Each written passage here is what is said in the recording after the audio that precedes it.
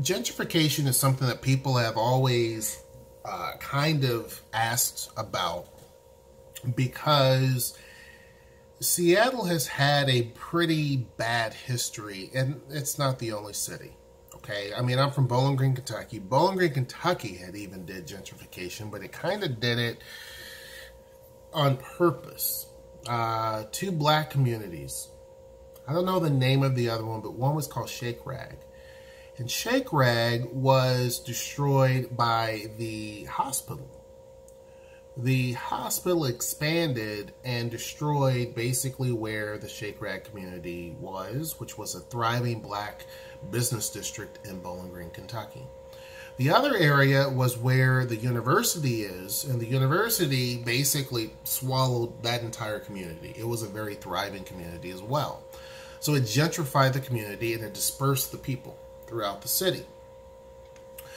Well, the population in both of those communities are nowhere near the black population that you have in Seattle or in Tacoma, because obviously both cities are much bigger than the Bowling Green just now reached 60-something thousand people. Back then, we're talking it had 24,000 people, so very small numbers of people, but they were impacted greatly. Here, it's a completely different story. A lot of areas in Seattle are just gone. The character of those areas are gone.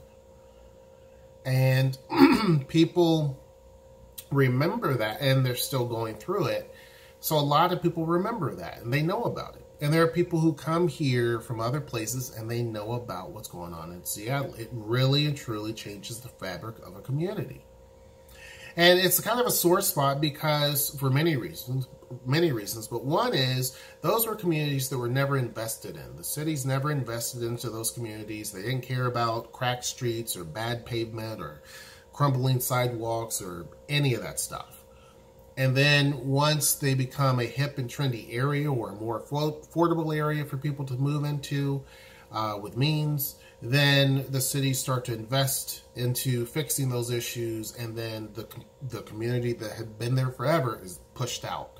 So they're pushed out because a lot of them maybe are renters, and so obviously renters will start to, or the people who own the properties are going to jack the prices up because now people can afford higher rent. And you get rid of the people that you don't want in there who's paying this amount of dollars when these folks paid this amount of dollars. So you're changing the fabric that way. You're changing the fabric of people who own homes, because I've mentioned several times that even though you own it, that doesn't mean that you're safe. It just means that you are going to face property tax. And when you're on a fixed income and you're a senior citizen, there's not a lot of wiggle room. So those people get pushed out, and they were some of the people who were the cornerstones and the pillars in those communities. They owned a lot of the businesses, they did a lot of neighborhood activities and things like that, and that's just being pushed out. So they were there during the hard times, and now in the good times, they're being flushed out. Well, that has happened throughout Seattle numerous times, right?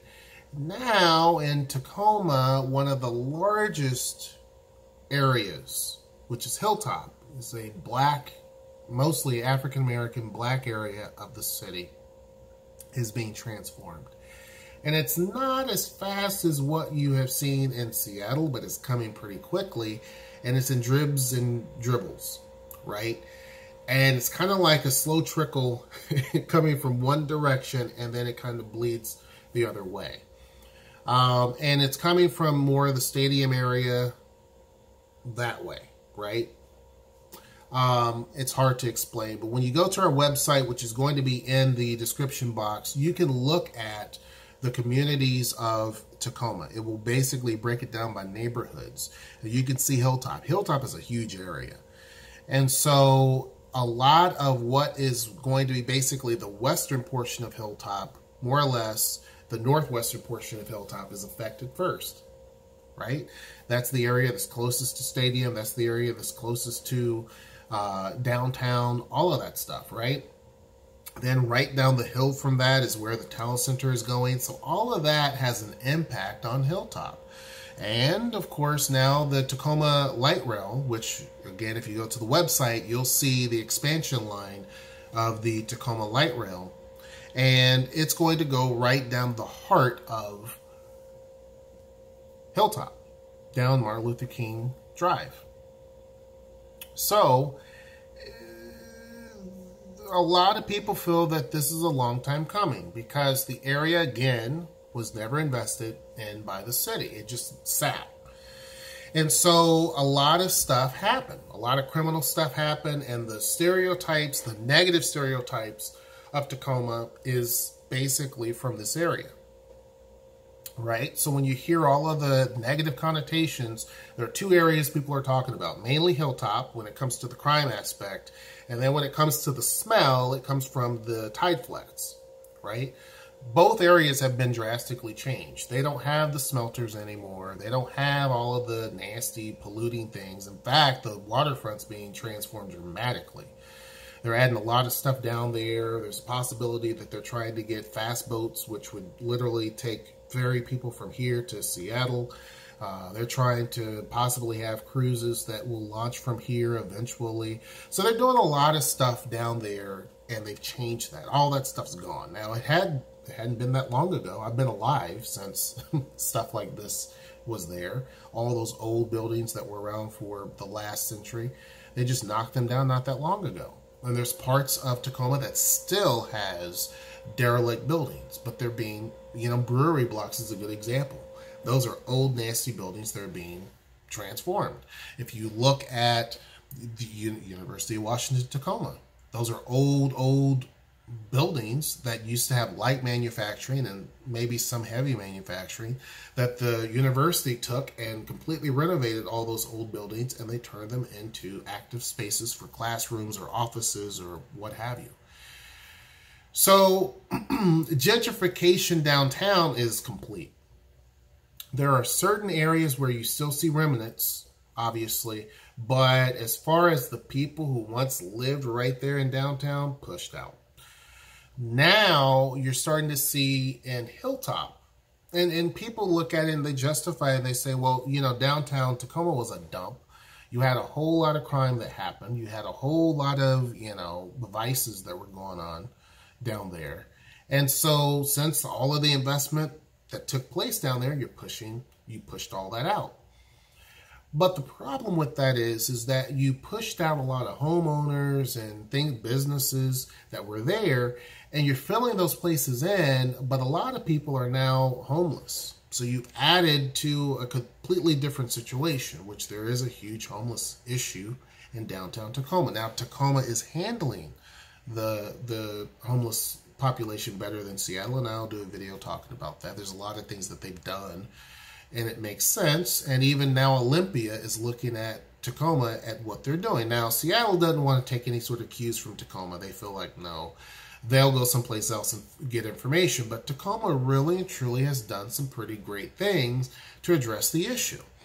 So, and they're cost effective. At least they're trying.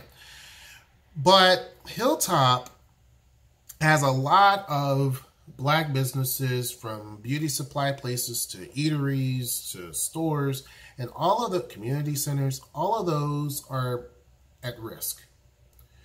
Because even though, and it's not just wealthy white people that move in there, there's wealthy black people that move in there too. And I don't consider us wealthy. But we had looked at Hilltop even, and then decided against it. One, because we didn't want to be that close to downtown. For two, we didn't want to be a part of gentrification as well and helping push people out. And for three, we wanted to have a place that's a little bit further away from all of the activity and the hubbub and all of that stuff, right? We didn't want to be right in the middle of all of that. So that was the main reasons. But you're starting to see things change in Hilltop pretty quickly. And you're seeing it based first with residents. As I mentioned, people move in, and that changes the entire dynamics, because now people who are paying, 15 times more than what those houses used to be worth are able to come in there, and they demand different types of services. right? So now you're starting to see businesses that never would have considered opening in Hilltop starting to spring up. And these aren't businesses that that are cheap.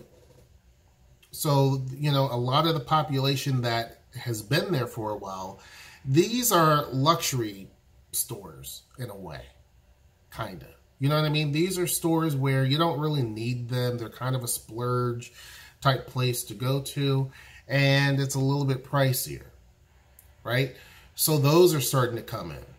You know, there's even and I don't think it's in Hilltop, or I think it's right at the edge of Hilltop, but there's like a doggy hotel that's opening up, where literally it's a big building that they're constructing that has a crane and everything. A sky crane, putting down these big giant concrete walls that's going to be a dog hospital and hotel in one, and will have spas for dogs. So when people leave and go wherever they need to go to some other state, they have a place for their dog to go to, and it literally is a luxury deal. So that is, I mean, think about that. You know what I mean? Like, think about that. So Hilltop is drastically changing. Drastically.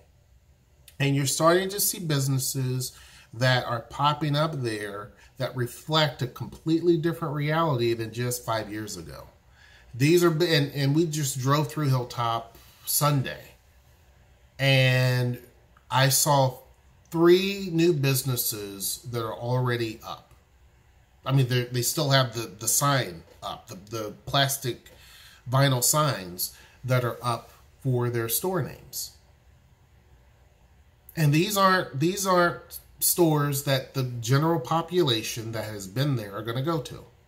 They're just not. Again, these are splurge items. Are these stores needed? Sure. But these are splurge items. Now, some people will say a lot of these storefronts were empty for years, and that is very true. I see both sides. There's so many different angles to this argument, and I see it. It's a delicate one. On one level, you want the investment to come because it has been neglected for so long. But for 2, you're changing the entire fabric of a community and pushing people out. Now, there are some people fighting back.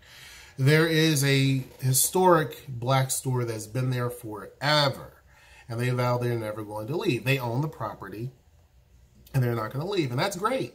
But not everybody owns their stuff. Not all of these storefronts do people own. They rent them. So if the rent goes up, again, it's the same thing with people. If the rent goes up, people can't really, you know, justify that. And especially when the new population of people that move in, these aren't the stores they're going to go to. So the people who have been historically going to those stores are pushed out, so the business drops. And then the rent goes up on the prices because you're starting to see doggy hotels come in and all these other luxury things. And so now they can't afford it. So those businesses shut down, and that happened in Seattle. It's happened all over, let's face it. But that's what's happening. And so it is a real concern for a lot of people. Some people applaud it, but it's a very delicate one. Now, I do think that Tacoma is doing some things to address it.